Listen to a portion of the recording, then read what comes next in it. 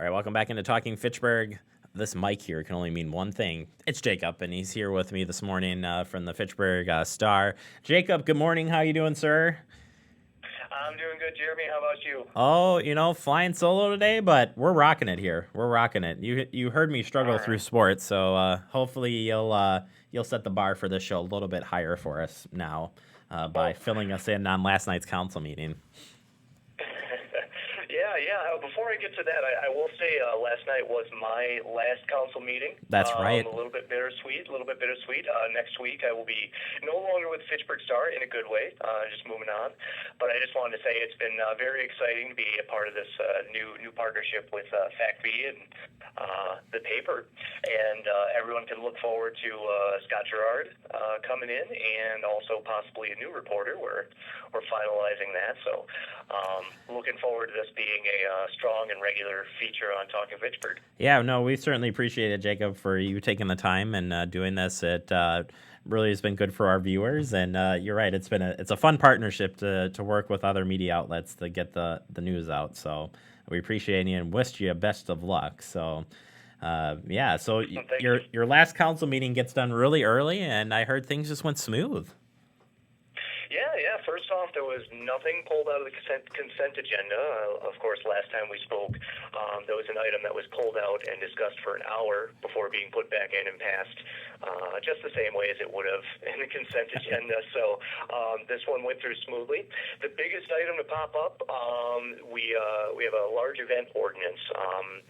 This came up in part, don't want to call anyone out, but it came to light for Alders that there was no rules regarding large festivals coming to the city during, for any reason. And, one of the items we covered before was, payments between Fitchburg days. There's been a little bit of tension. Jay Allen is a, former mayor. And so he was actually one of the people who offered some insight into what the committees that met for this could do to make for a good, rigid, large event legislation. So this was discussed for a while. One thing that came up is they wanted it simplified. So what was put forward last night simply defined what would make for a large event. And they limited it to parks, which Alder Jake Johnson, who's been on the Parks Committee for a while, had some concerns about this. He pointed to an example, right outside the door, there's city-owned land that isn't necessarily a park. And he said there's no reason why chunks of land like that shouldn't be used for large festivals, but, by virtue of not technically being parks, not being classified as a large festival. But Alder Carol Poole, who sat on the committees that discussed this legislation, said that the recommendation from the attorney was to keep it simpler, just so that it wasn't this big, complicated process that pushed away any large festivals from coming through.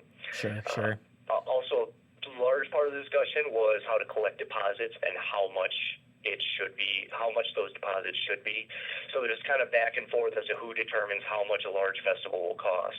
And this was something that came into play with the Fitchburg Days. There was there was a wording in there about getting the payment by 60 days. And Jay Allen had said that one of the charges that he'd received didn't even come to him after they determined damage that had been caused by the festival. It didn't even show up to him until 60 days later. Oh, jeez. So this was, and so he said any kind of rule that said he needs to pay it within 60 days he would have automatically been over it. Mm-hmm. And so, the city clerk had some concerns about how it should be collected. They might be revisiting that later this year as they take it back up. There was also talk of, putting in a formula in there to determine exactly how much the deposit should be.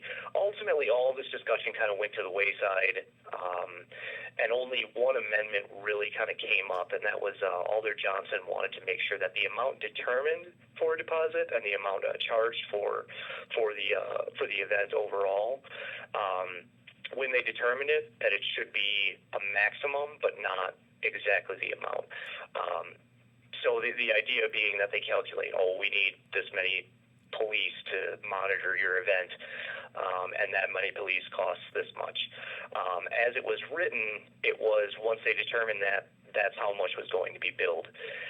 but they didn't want that to be sort of a detriment to long-standing festivals that they want to encourage. So they wanted a little bit of latitude to bring those costs down. So one amendment was issued by Johnson and passed, just making that sort of the ceiling, like this is how much it costs, and then we can determine that maybe we'll collect less. The only opposition to that was Patrick Stern, and he notably sits on the finance committee.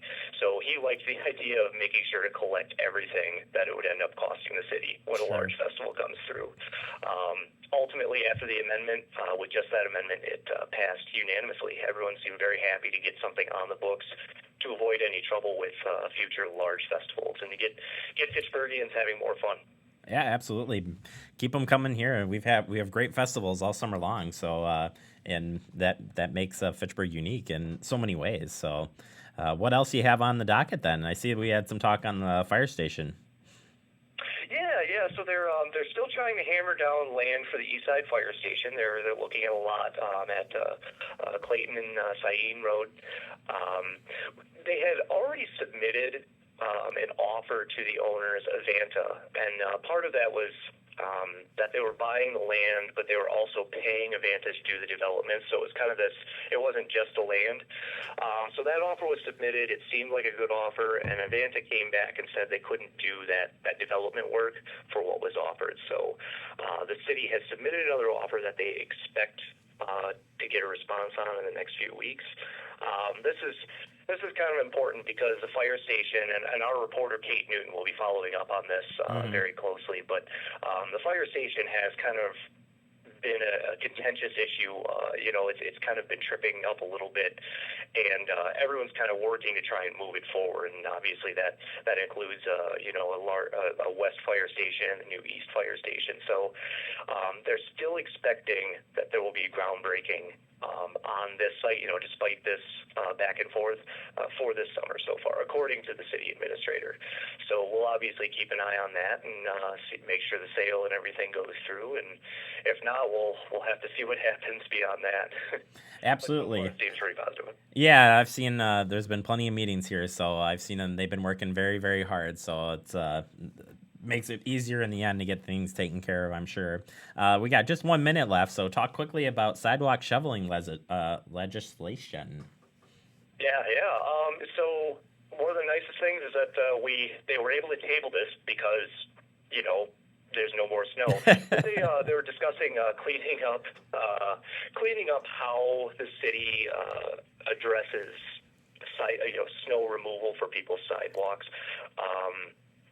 So the idea is just to hammer down another one of these legislations, hammering down what are the rules exactly that everyone needs to follow. And two committees met on it, and they came back, and there was a discussion over whether people should have to clear the sidewalk by 6 p.m. on the after a major snowfall ends. That was put forward by I believe the Public Works Committee. Public Safety Committee came back and said they didn't like that. 6 p.m. is kind of a burden on working families. So they decided, they wanted to see it they wanted to see it written as 24 hours after the snow fell that it needs to be cleared, and also to make sure that if a snowplow came through after they cleared, that they wouldn't be held accountable for any snow that then accumulated back on the sidewalk as a result of that. It was actually quite. Nope, sorry to interrupt you. No, I think we'll follow up with you on the story too later on. We got a scoop, dude. We could keep you here all day. Yeah, wow. So either way, Jacob, again, thank you so much, and good luck on your future endeavors. And we'll still keep our partnership with the paper. So thank you so much. It's been a pleasure. Thank you. All right.